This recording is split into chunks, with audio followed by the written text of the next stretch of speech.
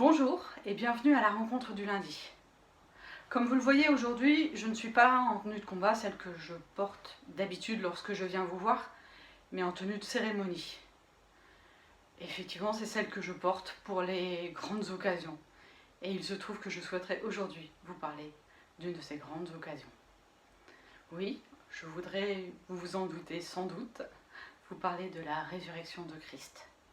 En ce lundi de Pâques, je vous propose de voir ce qu'en dit Matthieu l'évangéliste au chapitre 28, à partir du premier verset. Après le sabbat, dimanche, au lever du jour, Marie de Magdala et l'autre Marie vinrent voir le tombeau.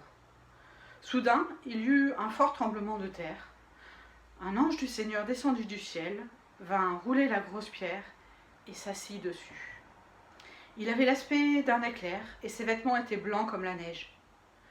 Les gardes en eurent une telle peur qu'ils se mirent à trembler et devinrent comme morts. L'ange prit la parole et dit aux femmes : « N'ayez pas peur. Je sais que vous cherchez Jésus, celui que l'on a cloué sur la croix. Il n'est pas ici. Il est revenu de la mort à la vie, comme il l'avait dit. Venez, voyez l'endroit où il était couché. » Quelle extraordinaire nouvelle! Ces femmes qui, au lever du jour, viennent presque en catimini, les bras chargés d'aromates pour s'occuper du corps de l'homme qu'elles avaient suivi, aimé, apprécié, et qui est mort sur la croix. Elles viennent se charger d'un défunt, et en lieu et place de ce corps gisant, voici un ange qui annonce sa résurrection.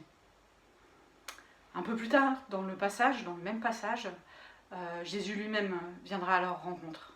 Mais quelle belle nouvelle dès à présent à prendre. Ne soyons pas comme ces gardes, comme morts de peur, mais bien prenons nous aussi courage, car Christ qui était mort est ressuscité. Il est ressuscité pour nous. Nous, dans nos vies, il ne nous est pas demandé de changer radicalement, simplement de nous mettre à la suite du Christ.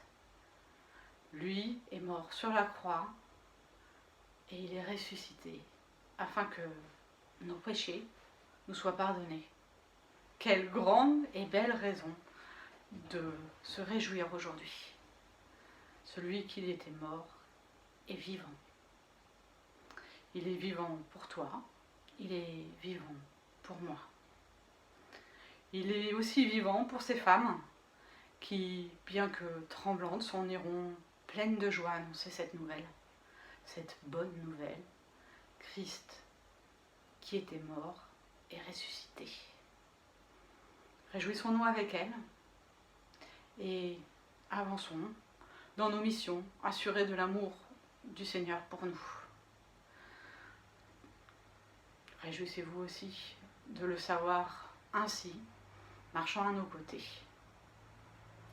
Que la grâce de Dieu soit sur toi pour t'aider à marcher dans ses voies.